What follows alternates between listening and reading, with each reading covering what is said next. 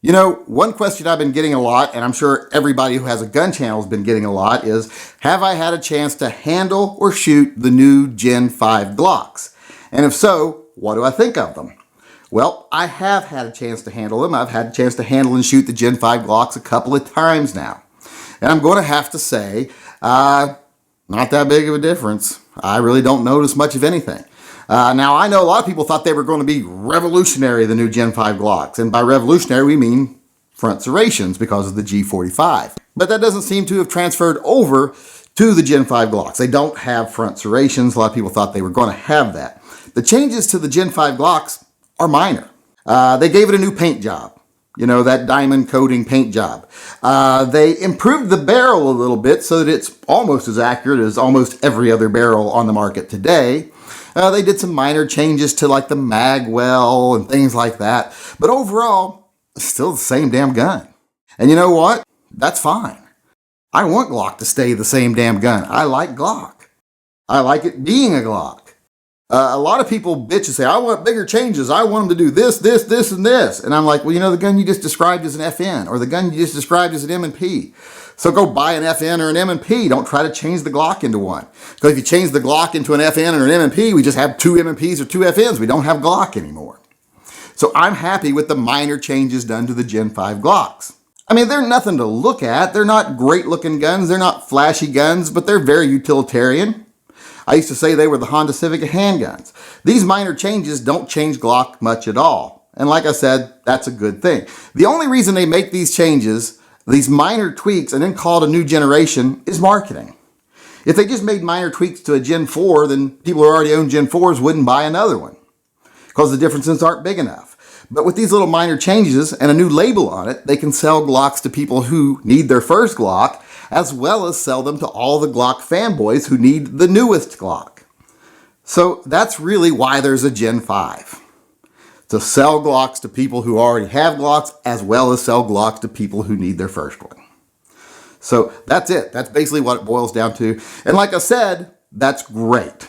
Because it's a good, basic, reliable handgun, and I don't want it to change all that much.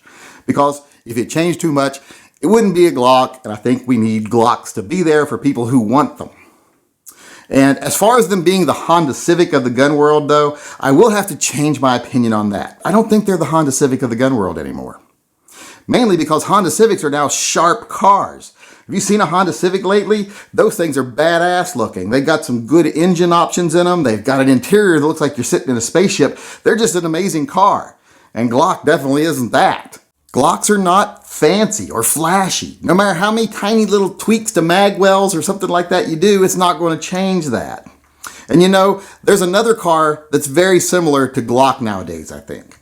People who like Glocks like them, like I said, because they're practical, they're reliable, they think that they're a tool. People who just appreciate a gun as a tool like Glocks. And people who like Glocks think Glocks say something about them. They think it makes a statement. They think it says, look at me, I'm a practical, tactical kind of guy. And there's a car, like I said, that's very similar to that. There's a car out there that people like because it's practical, it's reliable, they just see it as a tool, and since it's a tool, they just want it to get good gas mileage and be able to get them from place to place, and they think that car says a lot about who they are, and that car is the Toyota Prius. I mean, when you get right down to it, let's face it, Glocks and Prius have a lot in common. They're both efficient, they're both reliable, they're both a little bit overpriced for what they are, and they're both very popular with certain groups of people for certain reasons. And with both things, both the Prius and the Glock, the people that tend to be very diehard fans of either one are very annoying and very self-righteous about why they chose that particular gun or car. They're kind of a very special little subgroup of people that often get on other people's nerves.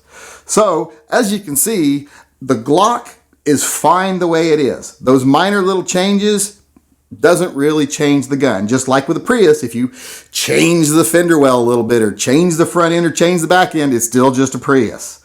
And that's good because certain people want a Prius. Certain people want a Glock, and we don't want it to change. So the Glock Gen 5s, mostly marketing, but there are some small changes, and that's just fine because in the end, it's still a Glock. It's still a great choice. The only real big difference I think nowadays is, like I said, it's no longer the Honda Civic of the gun world. It is now the Toyota Prius of the gun world. And I think that's a good thing.